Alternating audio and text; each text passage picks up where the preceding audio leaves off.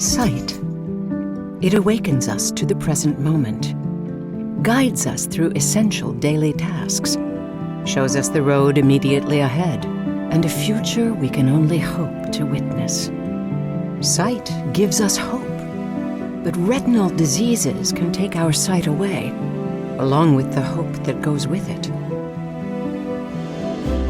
At Iveric Bio, we see a world where vision is preserved. Our mission is to deliver transformational therapies for people with retinal diseases so they can live with hope in sight. The freedom to drive, the ability to work, the comfort of looking into a loved one's eyes, or the simple confidence to knowingly say, I see. Iveric Bio. Hope in sight.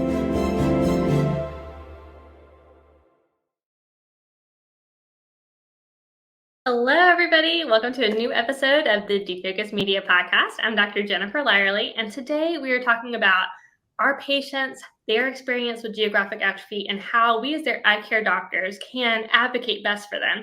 And to do that, the best way to have this conversation is with the true eye care team. So we are having both the optometrist and the ophthalmologist perspective on this show. I also like to say that we appreciate the support of Iveric Bio and Astellas Company. They're behind the scenes making this podcast happen.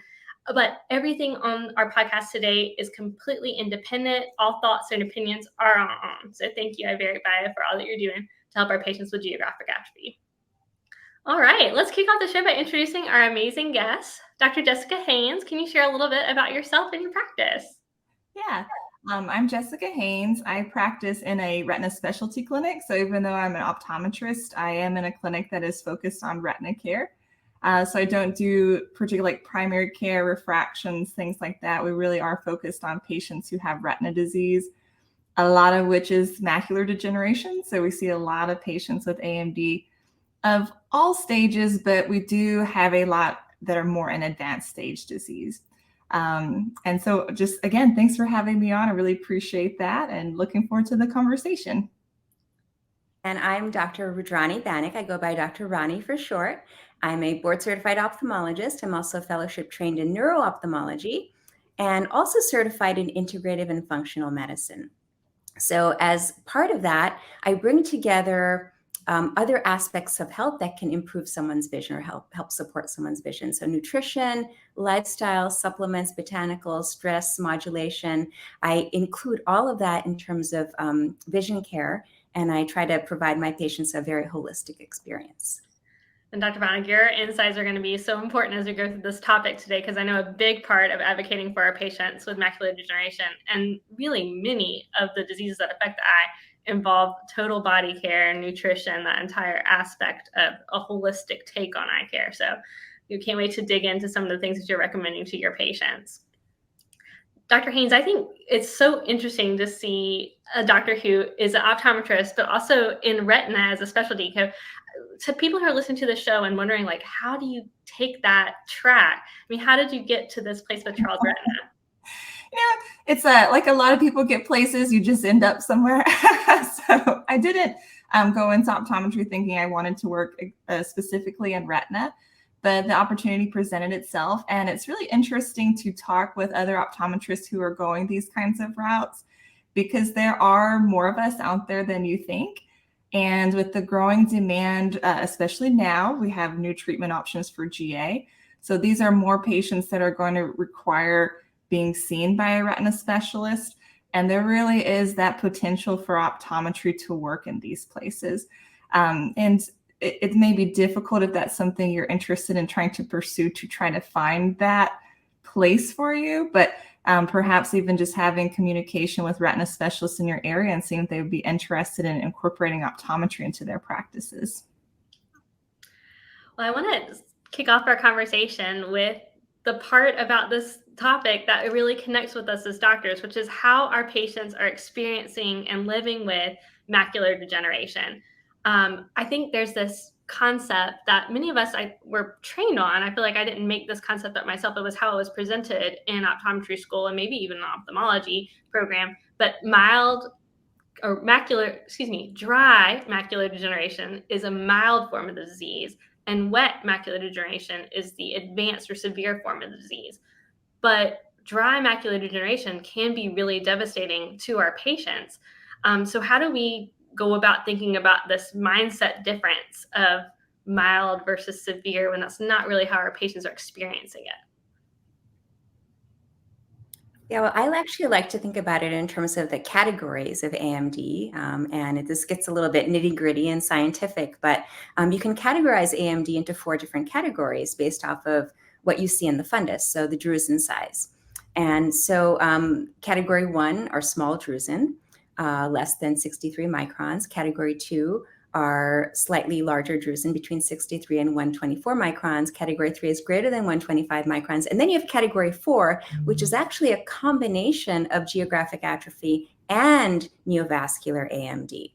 So that's interesting that they actually put those two together, even though they're distinct forms of the disease. But if you think about it like that, it's not just dry and wet or early and advanced. There are actually multiple stages along the way. So that's a good point. And I think everyone listening to this, but just to kind of touch our bases to make sure we've got a good overview, you can judge that drusen size really well by looking at the retinal vein as it comes from the nerve as a quick judge of, okay, what size drusen am I dealing with? And so what category am I staging this as? If you have a patient that you see geographic atrophy with, what kind of visual symptoms are they perhaps going to experience, especially if it's foveal sparing, where they might still read very well on the Snellen chart? Oh yeah, these patients have a lot of devastating visual function loss that is not well documented based off of their Snellen acuity. So these patients really do have dark adaptation issues. Any kind of low light task are going to be very difficult driving at night. Contrast sensitivity issues. And that is even before they develop geographic atrophy. So obviously with GA, you also get these scotomatous lesions that are going to decrease things like reading speeds. But even patients who are, more in early or intermediate stages, they already start to get these visual function declines. So your patients can be 20/20 with more so intermediate stage AMD, and they still have a lot of problems with certain visual tasks. And they may not necessarily tell you that. And again, the Snellen acuity chart is not necessarily going to tell you that.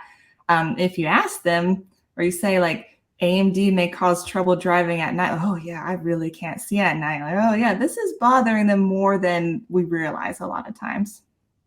What testing do you do in your own office to try to help assess these patients? That is a good question. Working in a retina specialty clinic, we don't do a lot of functional tests. And that's one thing I think is important for primary care optometrists to keep in mind too. Our doctors on average may see 60 plus, sometimes on the high end of 80 patients. So we are not testing their contrast sensitivity. There's a lot of tools even now, like these dark adaptometry tools that may detect AMD with dark adaptation before you can even see it clinically. We don't even have one of those in our office, but those are really good things to have more so, I think, in the primary care setting to really understand what is the visual function of the patient. We care about the visual function of the patient, but we're also not, treating that aspect of the disease so much. So it really is extremely important that somebody is thinking about that and treating that aspect of the disease. And that falls a lot on optometry. Yeah. Dr. Banik, what about yourself? Are you implementing any of these other visual testing? So I used to. I used to do contrast sensitivity using a device called Vector Vision. And what happened was that it was really quite time consuming. Mm-hmm. And it did require, there was a little bit of a learning curve associated with it for the patient. So it wasn't the most practical thing to do in an office setting. Now, I also do research. I also do clinical trials. And in a research clinical trial setting, absolutely, we do contrast sensitivity. We usually use like the Pelley-Robson chart or the Sloan chart. But for in the office, again, as Dr. Haynes mentioned, when you're seeing so many patients, it's really difficult to stop to do these types of tests. So basically, I gather from the patient what their symptoms are. I document that in the chart, and that serves as my substitute for doing the contrast sensitivity and the reading speed. Right. Y'all bring such important points to light. In primary care optometry, a lot of times we're like, oh, well, I'm going to detect this problem, and then I'm going to refer you to a specialist, and they'll do all the deeper stuff. But a lot of that initial approach and trying to figure out what the problem is, that's what needs to happen at the primary exam before that referral is even made. And it happened to me just the other day. I was seeing a patient and she had 20/20 vision on the Snellen chart. I was like, oh, this is great. You're seeing so well. Your glasses don't need to be changed. She was upset. She was like, but I'm telling you, I can't see. And I want new glasses because I can't see. And I was like, but you can. You just read the chart. So we have to listen to our patients and understand that they may read the letters on the Snellen chart. That doesn't mean that they can see in the way that they want to, and take that step further and not just think, oh, well, let me refer you to somebody else. Exactly. What complaints do you often hear from your patients that have early geographic atrophy or even more advanced dry macular degeneration? I would say the most common thing is difficulty reading, which is expected with central or paracentral scotomas. The other thing a lot of patients mention to me is they have trouble adapting when lighting conditions are changing. So if they're outside, they're coming indoors, it takes them a very, very long time to be able to see, to navigate around. So they basically have to stand at their front door for some time until they feel comfortable indoors. So those are types of symptoms that, again, we don't have a clinical test for necessarily. Like, how do you actually measure how their vision is in super bright sunlight and then, in dimmer indoor lighting? It's really hard to kind of gauge that without getting out your more formal charts. But I ask them those types of questions. And then, of course, I ask them, can you read on your device? Because most people do carry a smartphone. And then I ask them, okay, so show me what size font you're reading. So how large are the letters that they're using on their digital device? So that kind of gives me a sense of what are their needs? Like how much is this condition impacting their daily vision and their daily activities? Yeah. Dr. Haynes, anything that you hear from your patients? So very similar. The light-dark adaptation is really a big one. Patients will specifically bring it up and ask about it. And even though, some of these things are unfortunate that we can't necessarily fix that, I may not be able to make it better, to at least acknowledge that your eyes truly do not dark and light adapt as quickly as a normal person's eye. And it's because you have a disease. This is from your macular degeneration.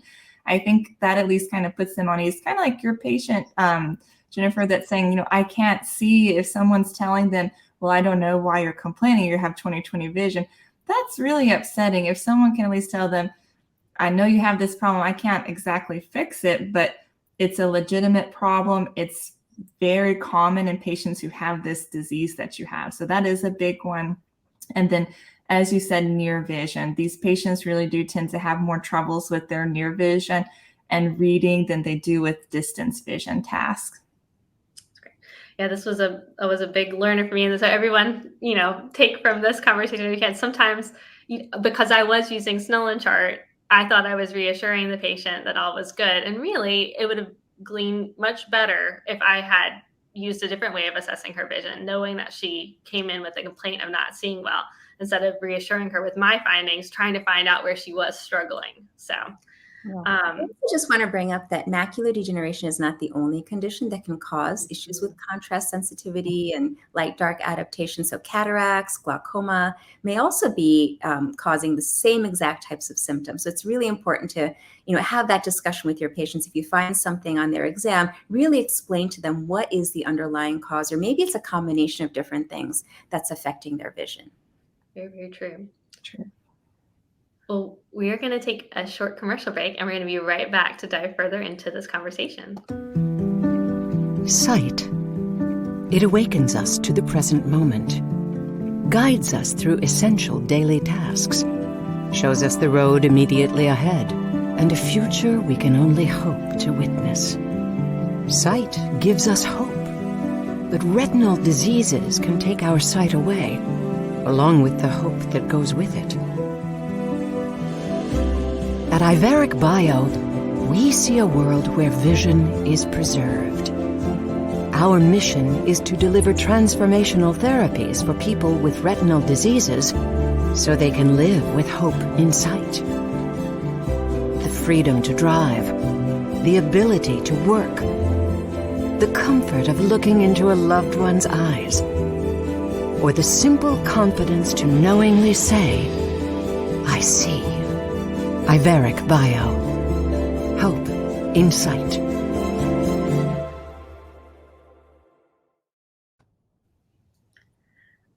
So we know from having our conversation by the fact that we're eye care providers, that we choose to do this every day, that supporting our patients by giving them the correct diagnosis and then giving them things that they can do to help reduce their risk of vision loss, that's our long-term goal. So I want to start this conversation off by talking about ocular nutrition, which is such a big role in macular degeneration. And we have an expert on that subject with Dr. Banik. She's a published author with her critically placed book, Beyond Carrots, The Best Foods for Eye Health A to Z. So Dr. Banik, as the expert on nutrition, can you give us some very, intense, in-depth discussion of what you're talking about above and beyond green leafy vegetables? Because I think most eye care providers, that's where their conversation stops. Yeah, and this is my passion. I absolutely love this topic. So I'm so excited to share this. So we know that patients who have high levels of lutein and zeaxanthin in their diets have reduced rates of progression of AMD, going from the earlier intermediate stages to the more advanced stages. So we know that from multiple studies. The question is, how much do people really need? And I think that's where eye care providers may not really be aware that there are studies to show that most people need about 6.5 milligrams of lutein a day. Now, some studies actually argue that that's higher, at least 10 milligrams or even 20 milligrams a day. But the truth is, most people on a Western diet are only getting about 1 or 2 milligrams of lutein a day. So there's a huge deficiency there. There's a gap there. So we want to promote natural food intake that will help support that. So what are the foods? Now, of course, we always think about the leafy greens, and yes, we do need them. Spinach, kale, collard greens, dandelion greens, Swiss chard, these are all excellent sources, but there are also some other sources that people may not realize that they can include in their diets to provide their eyes with lutein and zeaxanthin. So for example, yellow and orange fruits and vegetables. So corn is a great source. And then also there's yellow peppers, orange peppers, even some spices. So many people don't realize that spices can provide you with some of these macular carotenoids. For example, paprika. You can sprinkle a little paprika in your soups or your salads, and that will help boost your intake. Also, saffron is a great source of zeaxanthin. So there are many other sources of these great eye nutrients beyond just leafy greens. Now, I think for some people that's really like, wow, I never even thought about it like that. But there you can, some people don't like to eat leafy greens, so you can give them some options about what they could do to boost their intake in their diet. When someone asks about a supplement or taking a vitamin, what do you have that conversation around? Because I know I have many patients who have a family member with macular degeneration and then ask me, should I be taking a vitamin? Yeah, I get this question all the time, and I don't know, Dr. Haynes, if you probably do as well. But I'll just give my opinion first, and I would love to hear what you both think about the topic. So, the standard in terms of supplements are the AREDS studies, AREDS 1 and AREDS 2. And they included very specific formulations of vitamin C, vitamin E. AREDS 1 had beta carotene, but then AREDS 2 had lutein and zeaxanthin, also copper and zinc. And those studies showed there was some benefit, not a huge benefit, but some benefit for patients with intermediate stage AMD in helping them not progress to advanced stages of disease. So most of the eye care community will tell their patients, okay, only take the AREDS supplements if you have intermediate stage AMD. If you don't have that, there's no role for supplementation. And actually, I was just having a conversation with a retina colleague today about what he tells his patients, and that's exactly what he tells his patients. If you have early stage, don't take it. But what I tell my patients is, okay, you may not necessarily want to take the AREDS 2 formulation, but you should make sure, number one, you're getting these nutrients from your diet, but also take a supplement that has lutein and zeaxanthin in it to fill that dietary gap. So that's what I advise my patients to do. And then beyond that, there is also research to show that omega-3 fatty acids are really helpful. The AREDS 2 study didn't show that there were that much benefit, but studies that look at food intake of patients who have high dietary intakes of omega-3s, they tend to have lower rates of progression. So I tell them, make sure you're getting your omegas. If you don't get enough omega-3s in your diet, then take a high dose supplement of omega-3s. So that's my personal kind of take on things. I tell patients, don't wait until it happens. Do whatever you can to try to prevent it from happening. Dr. Haynes, is that similar to your approach, or? It is. And it is interesting. A lot of folks do stick with that standard of really having to have intermediate AMD before they recommend supplementation. And a lot of that does come from the fact that, at least to my knowledge at this time, there is still nothing that shows that supplementing at an earlier time ultimately reduces your risk of developing advanced stage AMD. But there's still a lot of things that suggest that benefit, even some potential like visual function benefits from lutein and zeaxanthin. So I agree with Dr. Ronnie. I do tend to reserve that full AREDS 2 supplementation to patients who are more in those intermediate stages. But I do also think there is kind of a shift in the healthcare community or the eye care community in general towards supplementing, at least with lutein, zeaxanthin, maybe mesozeaxanthin and things like that, in patients who are in those earlier stage categories. And it seems like a very reasonable and rational situation, especially, as Dr. Ronnie said, knowing that our diet really is quite deficient in those things. And I have some patients who have better diets than others, and I have some that really do a good job and prefer to get their nutrition from their foods. And I think that's totally fine as well. But we know a lot of folks are not, and that seems like a really reasonable strategy. Yeah, I just want to add to that a little bit, Dr. Haynes. You mentioned mesozeaxanthin. So when the AREDS studies were done, AREDS 2 in particular, we didn't really know that much about this particular macular carotenoid. And now we know that it's right at the center of the fovea. And of the 3 macular carotenoids, it perhaps is the most important of them. And so there have not been any really large scale studies looking at, like the AREDS, looking at specifically mesozeaxanthin on its own, but in conjunction with lutein, zeaxanthin, and also astaxanthin. So there are some other smaller studies that show that this combination of macular carotenoids, maybe with astaxanthin, may be helpful in fighting macular degeneration. So the good news is that I actually heard recently that there's going to be an AREDS 3 coming out soon. So we will hopefully have a lot more information about how to counsel our patients based off of they're actually coming up with a new formulation, the AREDS 3 formulation. So it'd be interesting to see what happens with that. Exciting. Well, stay tuned for that. That'll be very interesting. Besides nutrition, what other lifestyle modifications do you make a point of talking to your patients about? So I would say a really major risk factor is smoking. And we should all be asking our patients about their smoking status. Do they smoke?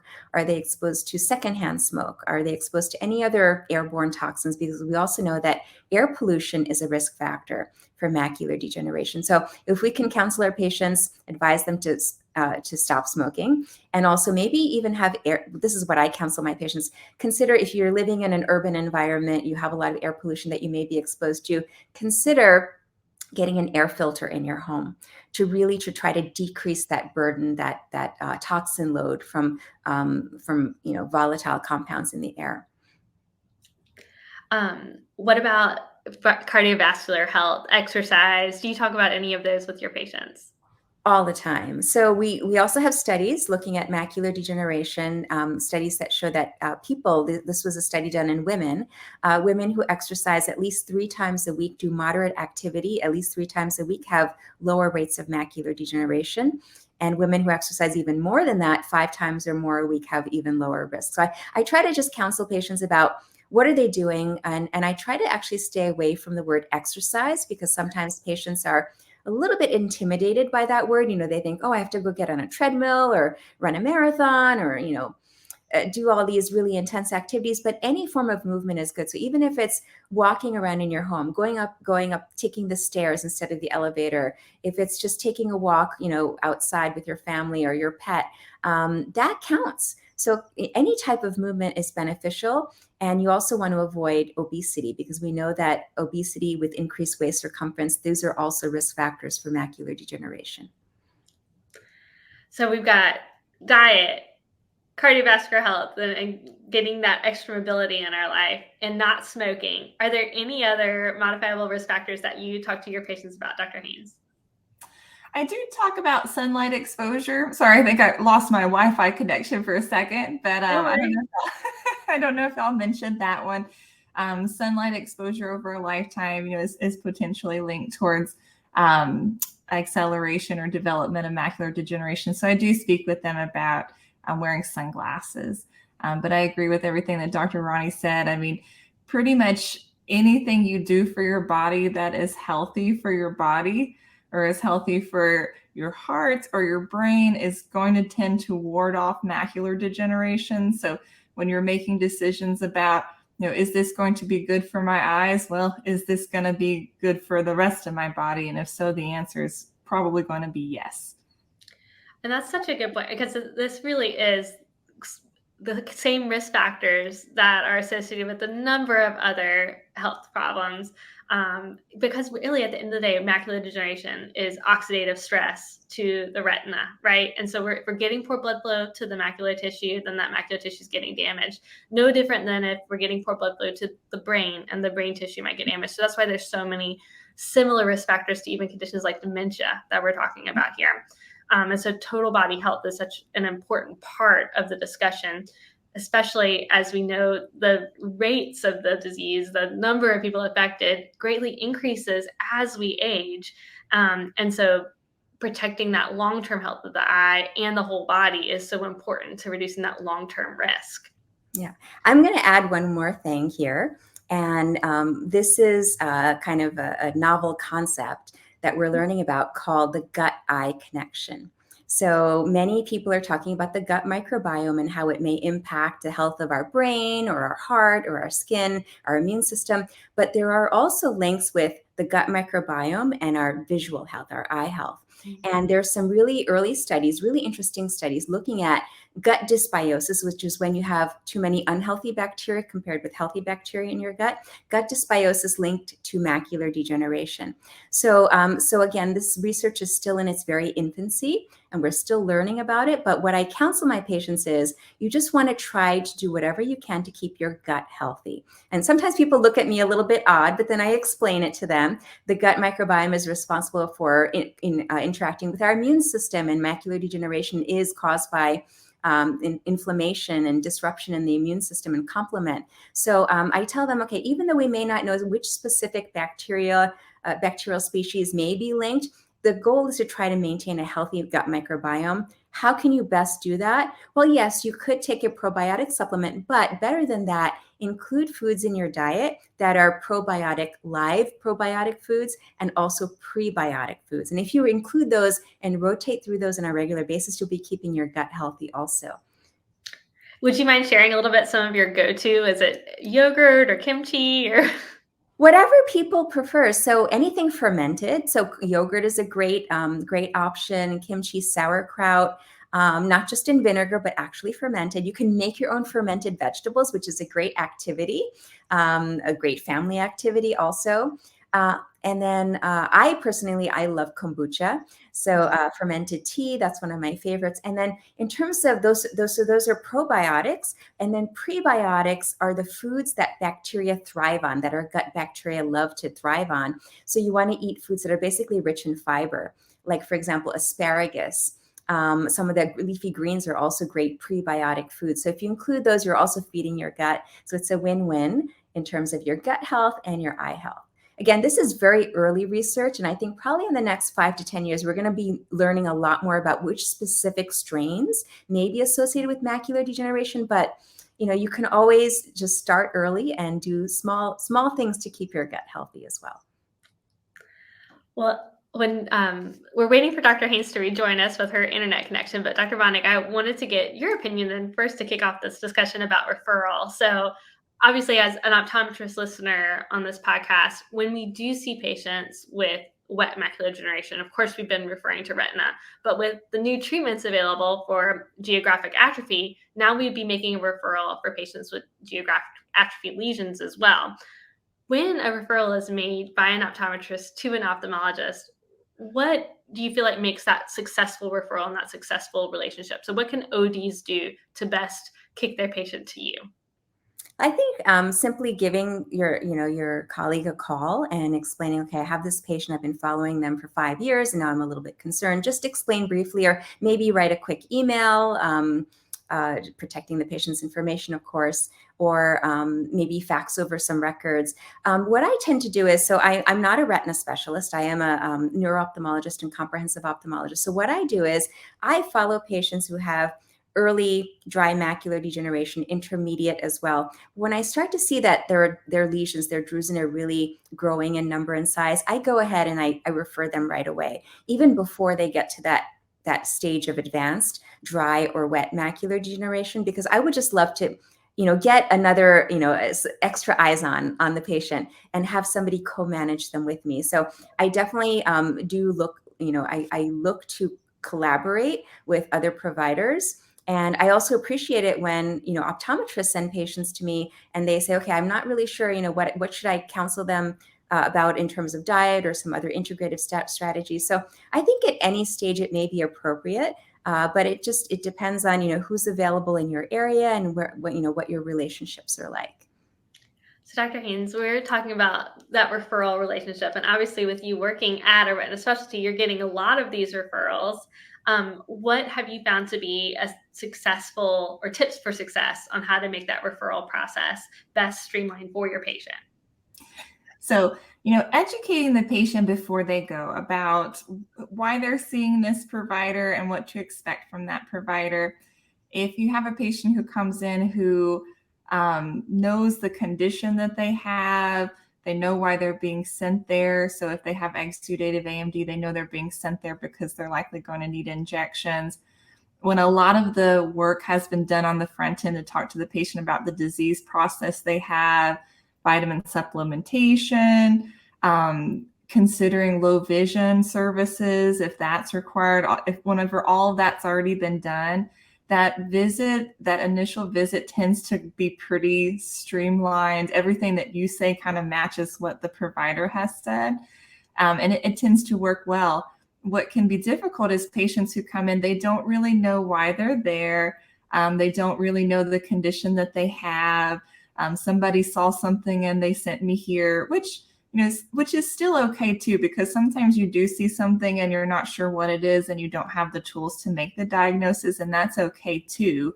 You made the correct referral and we can take care of the rest of that. But whenever they hear the same thing from me that they heard from their primary care doctor, who maybe has been seeing them for years, that puts them a lot more at ease that I'm hearing the same thing from multiple providers and this all sort of matches up. But a big advice I have is, whenever you refer a patient anywhere, make sure you're giving them some kind of follow-up with you, and that you're managing any kind of ocular comorbidities that need to be managed. So you're taking care of their dry eye if they have dry eye, you're taking care of their glaucoma if they have glaucoma, and you're still keeping in touch with the patient.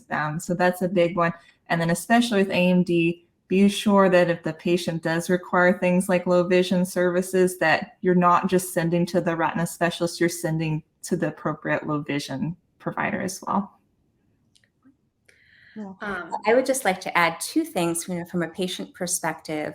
I always encourage my patients to bring at least one family member, maybe even 2 family members with them, because number one, for just extra ears so they can hear, but also to ask questions, because oftentimes the patient, they're trying to absorb all of this information. They may forget. They may have had questions that they wanted to ask and they may forget. So their family member or friend or neighbor can help and chime in and get those questions answered. The second thing I would add is that it is a lot of information that we sometimes, impart to our patients in a very short period of time. So I always find it really useful to give them resources, whether it's printed out material that they can, read at home and better understand what's going on, or refer them to an online resource. I think it's really, really important to not just verbally deliver the information, but to give them things that they can follow up with afterwards. Because again, it's a lot for patients to take in. Just the diagnosis itself and understanding, okay, there are different types and there are different options, and then the supplements. So I think it's really, really important to give them that extra support along the way.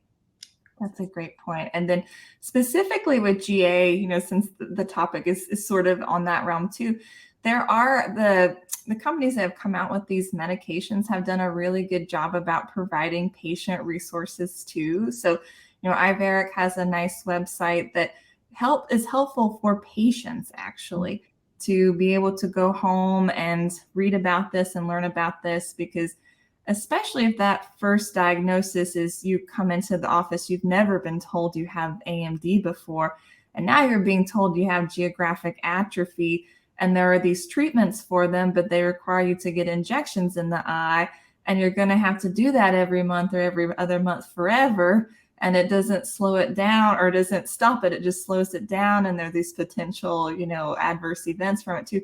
That's a lot of processing for the patient to try to decide, do I want to pursue this type of treatment or not? So any kind of information that you can give to them to take home or online resources are extremely valuable. And definitely, as Dr. Ronnie said, to have somebody with them to help them process it, because that is a ton of information. You're raising a good point, and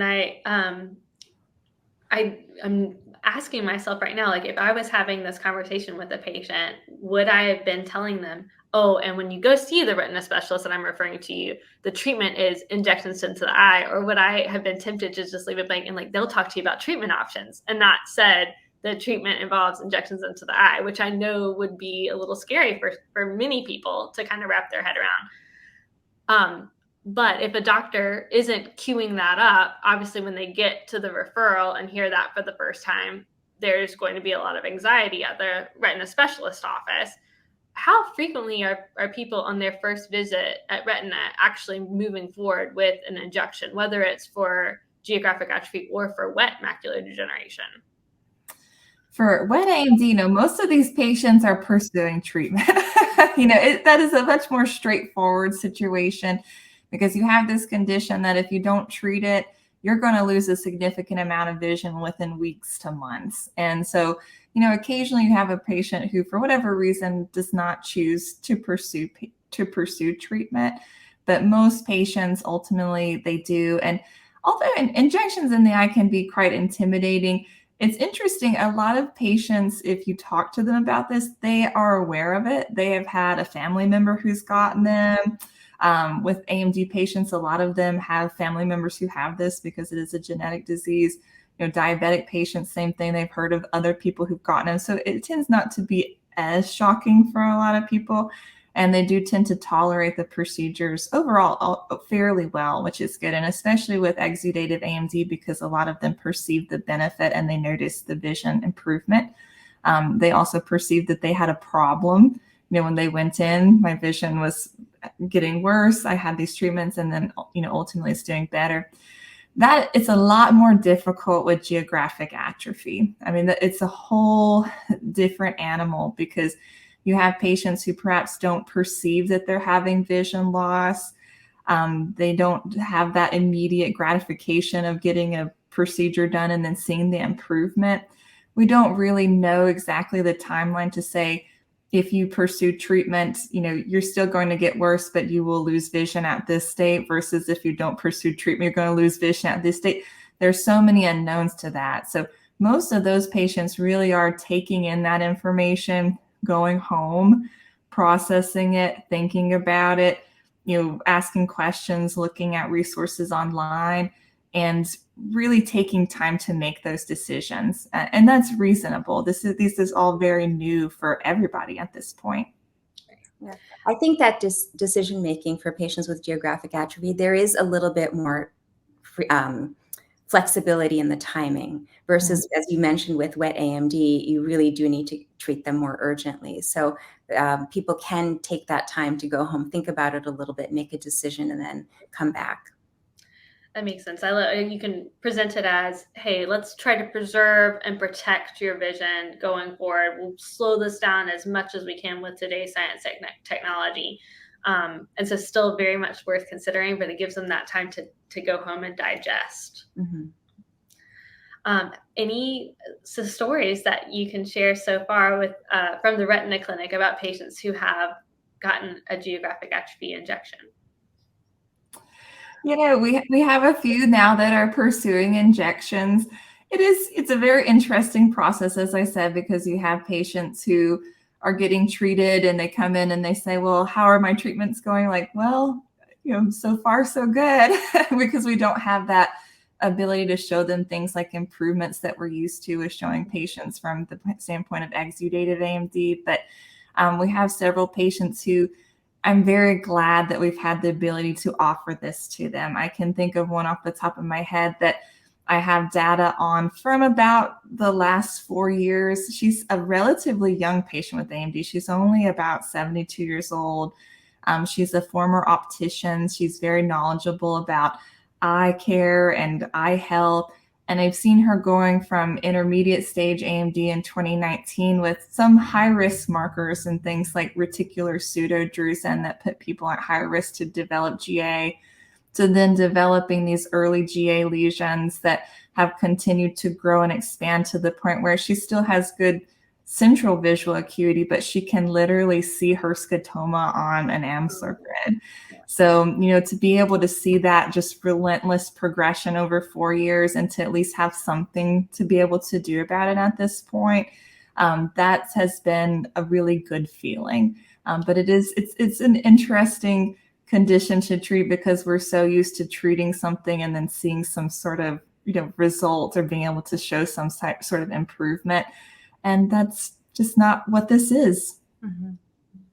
Well, thank everybody so much for your time this evening. If you have any other questions for our expert guests, would you guys mind sharing how anyone listening to the show might be able to reach out or learn more about what you do? Sure. I think for me, my website is probably the best way to get in touch with me. So my website is drranibanik.com. And you can also find my book there if you're interested in my book, Beyond Carrots. Awesome. And for me, probably the best is just my email address, jhaynes, which is Haynes @charlesretina.com. Thank you guys so much for your time, and we can't wait to see the future. There's a lot from this conversation that we know to look forward to now, from the future AREDS 3 report to the ongoing continuation of us familiarizing ourselves with patients that are getting treatment for geographic atrophy lesions and learning how best to talk to them about what's happening, how it's happening, and seeing those long-term results. So thank you guys again, and we'll see you on the next episode. All right, colleagues, and it's a wrap. Thank you dearly for hanging out with the D-Focus Media team. We hope truly something resonated with you. And make sure you follow us on all social media platforms. Be sure to keep it 2020, and we look forward to seeing you on the next episode.